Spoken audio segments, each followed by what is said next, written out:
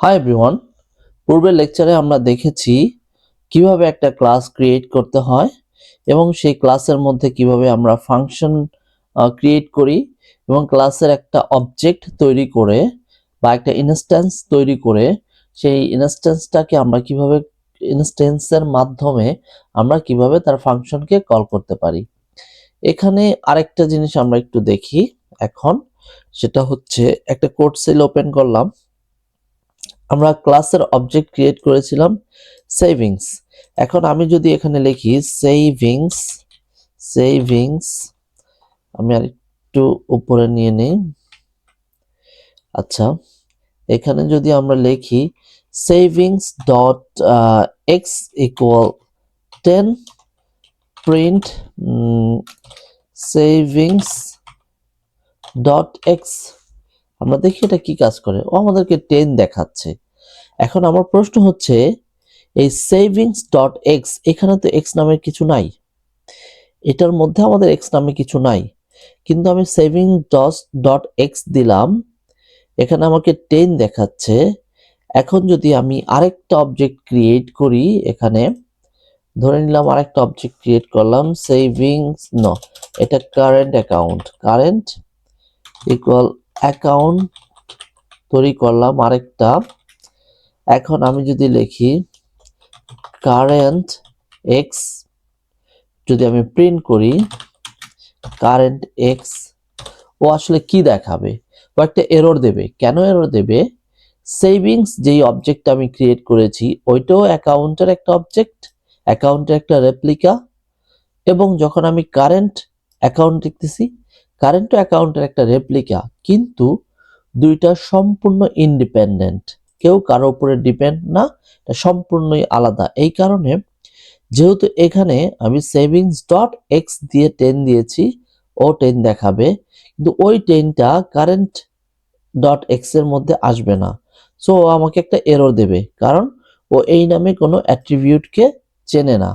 সেটাকে চেনানোর জন্য আমি কি করলাম, এইখানে কারেন্ট ডট এক্স ইকুয়াল আমি 20 দিয়ে দিলাম। তাহলে কি করবে, কারেন্ট ডট এক্স ইকুয়াল 20 দেখাবে, কিন্তু এখানে যদি আমি প্রিন্ট দিয়ে এখন লিখি সেভিংস ডট এক্স, তাহলে ও সেভিংস এর জন্য সেই পূর্বে 10 দেখাবে, এটা দেখাচ্ছে। এখন প্রশ্ন হচ্ছে আমি তো এইটার মধ্যে কোনো এক্স রাখি নাই, তাহলে ও এখানে কেন এক্স এর একটা ভ্যালু দেখাচ্ছে? সেটা শেখার জন্য আমাদের একটা কনসেপ্ট শিখতে হবে। সেই কনসেপ্টটাকে আমরা বলতেছি, সেটার নাম হচ্ছে কনস্ট্রাক্টর, সেটার নাম হচ্ছে কনস্ট্রাক্টর। এই নামটা আমি আগে লিখে রাখলাম কমেন্টে, যাতে আমরা বুঝতে পারি যে আমাদের কোনো একটা ক্লাস তৈরি করতে হইলে আমাদের কনস্ট্রাক্টরটা তৈরি করতে হয়, এটা কনভেনশন। তাহলে আমরা কনস্ট্রাক্টরটা কিভাবে তৈরি করব? এটা দেখতে ফাংশনের মতোই, ডেফ দিয়ে শুরু হয়, তারপর underscore underscore init underscore underscore first bracket open first bracket close, এটার মধ্যে সেলফ। এখন আমরা শিখব যে এই কনস্ট্রাক্টর কিভাবে কাজ করে, এবং সেটা শিখতে শিখতে আমরা সেলফটা শিখে ফেলবো যে সেলফটা কিভাবে কাজ করে। কনস্ট্রাক্টরটা কাজ করে হচ্ছে, এটাও একটা ফাংশনের মতো, কিন্তু এটা যখন আমি কোনো একটা ক্লাসের অবজেক্ট তৈরি করি, অ্যাকাউন্ট নামক অবজেক্টটা তৈরি করেছি, ও প্রথমে যেটা করে ও এই ফাংশনটাকে কনস্ট্রাক্টরটাকে কল করে, বাই ডিফল্ট কনস্ট্রাক্টরটাকে ও কল করে ফেলে। তাহলে কি হয়, কনস্ট্রাক্টরের মধ্যে আমি যদি কিছু রাখি, ও এই অবজেক্ট তৈরির সাথে সাথে ও প্রথমে সেটাকে কল করবে। সেটার জন্য আমি কি করলাম, এইখানে যেহেতু কনস্ট্রাক্টরের মধ্যে আমি সেলফ দিচ্ছি, এবং সেলফটা কেন দিচ্ছি এটা আমি আসবো, কিন্তু আমি দুটা ভ্যারিয়েবল দিয়ে দিই, ওনার ওনার আর একটা ভ্যারিয়েবল দিলাম ব্যালেন্স, এবং ব্যালেন্সের ভ্যালু আমি ইনিশিয়ালি 0 দিয়ে রাখলাম, এখানে ইনিশিয়ালি 0 দিয়ে রাখলাম। এখন কথা হচ্ছে এই দুইটা আমি যখন একটা অবজেক্ট ক্রিয়েট করব, যেমন এখানে তৈরি করেছি সেভিংস, এই সেভিংস এর সময় এখানে আমাকে এই দুইটা বলে দিতে হবে। আমি ওনারের নাম দিয়ে দিলাম রনি, এবং ব্যালেন্স দিয়ে দিলাম 100 টাকা, এরকম দিয়ে দিলাম। তাহলে ও কি করবে, এই রনি নামটা ওনারের মধ্যে চলে আসবে। আমি কিন্তু এখানে কোনো ফাংশন কল করি নাই, বাট ইনিশিয়ালি যখন আমি কোনো একটা ক্লাসের অবজেক্ট তৈরি করি, ও ও শুরুতেই যেটা করে কনস্ট্রাক্টরটাকে অটোমেটিক্যালি কল দেয়। এগুলার যেমন আমাকে নাম ধরে কল দিতে হয়েছে, এখানে কনস্ট্রাক্টরকে নাম ধরে কল দিতে হয় না, ও সরাসরি অটোমেটিক্যালি কল দেয়। আচ্ছা, তাহলে আমাদের একটা কনস্ট্রাক্টর তৈরি হয়ে গেল। এখন এই কনস্ট্রাক্টরটা কল দেওয়া হয়ে গেল, বাট কনস্ট্রাক্টরটা কল দিয়েছে, এখানে দুইটা ভ্যালু নিয়ে আসছে। এই ভ্যালুগুলা এই ভ্যারিয়েবলগুলোতে এই ভ্যালুগুলো আসছে। এখন এই যে পুরো ক্লাসটাকে যদি আমি বলি সেলফ ও নিজে, তাহলে কি ওর নিজের মধ্যে অ্যাট্রিবিউট আমাকে এই নামের অ্যাট্রিবিউট তৈরি করে এগুলো রেখে দেব। তার মানে কি, আমি যখন কোনো একটা অবজেক্ট ক্রিয়েট করব, সেই প্রতিটা অবজেক্টের জন্য ও আলাদা আলাদা, একদম সম্পূর্ণ ইন্ডিপেন্ডেন্ট। যেমন আমি এখানে দেখিয়েছি সেভিংস ডট এক্স আর কারেন্ট ডট এক্স, এই দুই এক্স এক জিনিস না, দুইটা আলাদা। যদিও আমি এখানে তখন কোনো কনস্ট্রাক্টর ডিক্লেয়ার করি নাই, কিন্তু ওরা কি করে, আমি যদি কোনো কনস্ট্রাক্টর ডিক্লেয়ার না করি, ওরা কল্পনা করে মনে মনে ধরে নেয় যে এখানে একটা কনস্ট্রাক্টর আছে এবং সেই কনস্ট্রাক্টরের একটা এক্স নামক অ্যাট্রিবিউট বসায় দিয়ে সেটার মধ্যে ভ্যালুটা রাখে। কিন্তু আমি এখন যেটা করব, এখানে কনস্ট্রাক্টরের মধ্যে ভ্যালু দিয়ে দিব। সে ভ্যালু দেওয়ার জন্য কি করতে হয়, সেলফ ডট ওনার, এটা হচ্ছে ওর নিজের, এই ক্লাসটার নিজের একটা ভ্যারিয়েবল ওনার, যার মধ্যে আমি যেটা পাঠাইছি সেটাকে রেখে দেব। ঠিক একইভাবে self dot balance equal balance, তার মানে এখানে আমি যেই ওনারটাকে পাঠাইছি ও এই ওনারের মধ্যে দিয়ে দিবে, ব্যালেন্সটাকে ব্যালেন্সের মধ্যে দিয়ে দিবে। এখন এখন আমরা দেখব যে সেলফটা আসলে কি কাজে লাগে। এখন কথা হচ্ছে, এই ভেরিয়েবলগুলো তো এই ফাংশনের মধ্যে, তার মানে ওর লোকাল ফাংশন, ওরে তো আমি এই ফাংশনে ব্যবহার করতে পারবো না। কিন্তু যেহেতু আমি ওর ভ্যালুগুলাকে সেলফ ডট ওনারের মধ্যে রেখে দিছি, সেলফ মানে ওর নিজে পুরোটা, তার মানে ওকে আমি এই সেলফ দিয়ে যে কোনো জায়গায় ব্যবহার করতে পারবো। তাহলে আমি যদি এখানে লিখে দিই এরকম করে, সেলফ ডট ব্যালেন্স, এটার ক্ষেত্রে লিখে দিলাম, আমরা কোনো একটা জিনিস লিখে দিব, তখন আমরা দেখব আসলে আস্তে আস্তে ও কিভাবে কাজ করে। সো আমরা প্রথমত দেখলাম যে ব্যালেন্সটা দেখি আসলে ব্যালেন্সটা কি আমাদের কাজ করে কিনা। আমরা যদি ক্লাসটাকে আবার এক্সিকিউট করি, এখানে যদি আমরা এটাকে এক্সিকিউট করি, ও রনি নামটা চলে যাবে, আর হচ্ছে 100 চলে যাবে ব্যালেন্সের মধ্যে। তাহলে এই মুহূর্তে আমাকে ব্যালেন্স দেখানোর কথা 100, দেখি আমাকে 100 দেখায় কিনা। হ্যাঁ, আমার ব্যালেন্স 100 দেখাচ্ছে, কিন্তু কোনো কারণে যদি আমি এখানে সেলফ কথাটা না দেই, তাহলে একটা এরর দেখাবে। দেখি আমাদেরকে সেই এররটা দেখায় কিনা। এখানে দেখাবে না, যখন আমি এটা এক্সিকিউট করব, কল করব ইনস্ট্যান্স থেকে, তখন ও আমাকে বলবে এখানে একটা এরর। কেন এরর? ও সেভিংস ডট কারেন্ট ব্যালেন্স এই ফাংশনের মধ্যে গিয়েছে, এবং এই ফাংশনে যখন আমি প্রিন্ট করতে গিয়েছি, ও আমাকে এখানে বলতেছে name error, name balance is not defined. তার মানে এই ব্যালেন্সটাকে ও চিনতেছে না। কেন চিনতেছে না? কারণ আমি ব্যালেন্সটা দিয়েছি কনস্ট্রাক্টরের মধ্যে, কনস্ট্রাক্টর নিয়ে ওর নিজের মধ্যে রেখে দিয়েছে সেলফ ডট ব্যালেন্সের মধ্যে। এটা এই কনস্ট্রাক্টরের বাইরে অন্য কোনো ফাংশন চিনবে না যদি তাকে আমি সেলফ মানে ওর নিজেরটা সেলফ ডট ব্যালেন্স না লিখি। এখন তার মানে হচ্ছে এই যে সেলফ ডট ব্যালেন্স, এইটা আর এইটা একই জিনিস, এখনো চিনবে।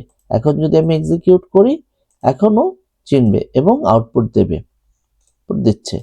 সো আমরা একইভাবে এইটা ক্লাসটা আমরা আরো আরো অনেক প্র্যাকটিস করব, এবং আমি পরবর্তী ক্লাসে এটাকে আরো এক্সপ্লেইন করব সুন্দর করে, যাতে এটা আরো ক্লিয়ার হয়, এবং একটা এক্সাম্পল দিয়ে এটা আসলে একসাথে খুব অল্প সময়ে বোঝা সম্ভব না। সো আমরা দেখি এই ক্লাসটাকে আরেকটু আপডেট করতে পারি কিনা আমরা। সো এখানে আমরা ব্যালেন্স দিয়ে দিয়েছি, আর এখানে ব্যালেন্স দেখাচ্ছে, এই জায়গাটা ডিপোজিট, আমরা যে কথাটা বলেছি, যখন আমাদের ডিপোজিট ফাংশনটা কল করবে আমরা বলে দিলাম ওর মধ্যে 100 বা 50 দিয়ে দিলে ওই 50টা যাতে এই 100 এর সাথে যোগ হয়ে 150 হয়ে যায়, সেটার জন্য আমাদের কি করতে হবে, যেহেতু আমি এই ফাংশনটাকে কল দিয়েছি এবং একটা ভ্যালু দিয়েছি ডিপোজিটের, এই ডিপোজিটের ভ্যালুটা তো ওর ধরতে হবে, ওর এখানে যাইতে হবে। সেই কারণে এখানে অ্যামাউন্ট কথাটা লিখে দিলাম, তারপর এখানে লিখে দিলাম self dot balance equal self dot balance plus amount. তো ও কি করবে, এই অ্যামাউন্টটাকে ব্যালেন্সের সাথে সেলফ ডট ব্যালেন্স, মনে রাখতে হবে সেলফ ডট ব্যালেন্স মানে হচ্ছে এই পুরো ক্লাসটা যেই রেপ্লিকাটা তৈরি করেছি ওইটার জন্য ওইটার ব্যালেন্সের সাথে সাথে যোগ হয়। যখনই আমরা কোনো একটা ভ্যারিয়েবল এখানে ডিক্লেয়ার করব যেটাকে আমি পুরোটাতে অ্যাক্সেস করতে চাচ্ছি, তাহলে আমরা এই যে সেলফ ডট ব্যালেন্সের মধ্যে রেখে আমরা পরবর্তীতে যাতে অ্যাক্সেস করতে পারি। এটার আরো সুন্দর এক্সপ্লেনেশন আমি পরবর্তী ক্লাসে পরবর্তী লেকচারগুলোতে দেব। সো এখানে অ্যামাউন্ট যোগ করলাম। সো আমি এখানে আসলে বলে দিলাম যে ও কত ডিপোজিট করলো, অ্যামাউন্ট কথাটা বলে দিলাম, তারপর প্রিন্ট দিয়ে এখানে লিখে দিলাম কারেন্ট অ্যামাউন্টটা কত আছে। তাহলে আমি এখানে কারেন্ট ব্যালেন্স, এই কারেন্ট ব্যালেন্স দিয়ে আমি কারেন্ট অ্যামাউন্টটা কিভাবে লিখবো, সেলফ ডট ব্যালেন্স, ওকে ওই ব্যালেন্সটা দেখাবে। তাহলে দেখি আমরা একটা ডিপোজিট করে যে ডিপোজিটের পরে আসলে কেউ সংখ্যাটা বাড়ায় কিনা। তো আমরা ডিপোজিট 50 দিয়ে দিয়েছি, এক্সিকিউট করলে 100 ছিল, এখানে ডিপোজিটের এই জায়গায় দেখানোর কথা 150। দেখি, হ্যাঁ ডিপোজিটেড আমরা 50 ডিপোজিট করেছি, টোটাল কারেন্ট ব্যালেন্স 150 হয়ে গেছে। আমরা একটু এই জায়গায় একটা জিনিস খেয়াল করি, আমরা এখানে কারেন্ট ব্যালেন্স কথাটা লিখে প্রিন্টএফ দিয়ে দিয়েছি এই পুরো কথাটা। এই কথাটা তো আমার অলরেডি এই ফাংশনটার মধ্যে লেখা আছে, তাহলে আমি হয় এই লাইনটা দিতে পারি অথবা এটাকে যদি আমি কমেন্ট দিয়ে আটকায় দিই, তারপর আমি এইটা না দিয়ে অথবা এটা আমি ডিলিট করে দিই, এটাকে কেটে দিয়ে আমি যদি এটা লিখি সেলফ ডট কারেন্ট ব্যালেন্স, তার মানে হচ্ছে আমি এই self dot current balance, self মানে আমি নিজে, এই নিজের এই ফাংশনটাকে কল দিচ্ছি, একটা ফাংশন থেকে আরেকটা ফাংশনকে কল দিচ্ছি। যদি আমি এই ফাংশনটাকে কল দিই আমাকে এই কথাটা দেখায় দেওয়ার কথা, দেখি দেখায় কিনা, কাজ হয় কিনা। যদি আমি যাই তাহলে এখানে একই জিনিস দেখানোর কথা, কিন্তু এখানে একটু দেখি কি হয় এক্সিকিউট করার পরে। হ্যাঁ একই জিনিস দেখাচ্ছে, তার মানে হচ্ছে আমি ওকে এই ওর ভিতরেই ওর ভেতরকার ফাংশনকে আমি কল দিতে পারি। আচ্ছা তাহলে আমরা উইথড্রটা এটার সাথে অ্যাড করে ফেলি। আবার অ্যামাউন্ট, আমরা কত অ্যামাউন্টটাকে উইথড্র করব সেটা লিখে পাঠাবো, লিখে পাঠাইতে হলে আমি এখানে দিয়ে দিলাম 20 আমরা উইথড্র করব। তার মানে 20 এখানে চলে আসবে অ্যামাউন্টের মধ্যে, এখানে ও লিখে দেবে অ্যামাউন্ট 20 উইথড্র করা হয়েছে। এবার আবার কারেন্ট ব্যালেন্স দিয়ে দেই, কারেন্ট ব্যালেন্স একটু ভুল করেছি, সেটা হচ্ছে উইথড্র করার পূর্বে আমাকে self dot balance equal self dot balance minus amount, এই কথাটা লিখতে হবে। আমি সেলফ ডট ব্যালেন্স থেকে ওকে কমাই দিলাম অত। তাহলে এবার দেখি আমার কাজ হচ্ছে কিনা। আমি এখানে এই পর্যন্ত ঠিক আছে, এখন যদি আমি উইথড্রতে 20 দিয়ে দিই তাহলে আলটিমেটলি টোটাল হওয়ার কথা 130, দেখি সেটা হয় কিনা। হ্যাঁ আমার টোটাল ব্যালেন্স আছে এই মুহূর্তে 130।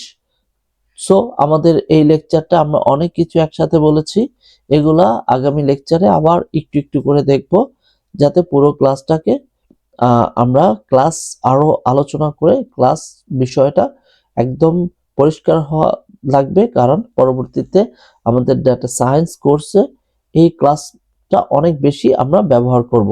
সো এই ভিডিওটা এই পর্যন্তই, দেখা হবে পরবর্তী ভিডিওতে।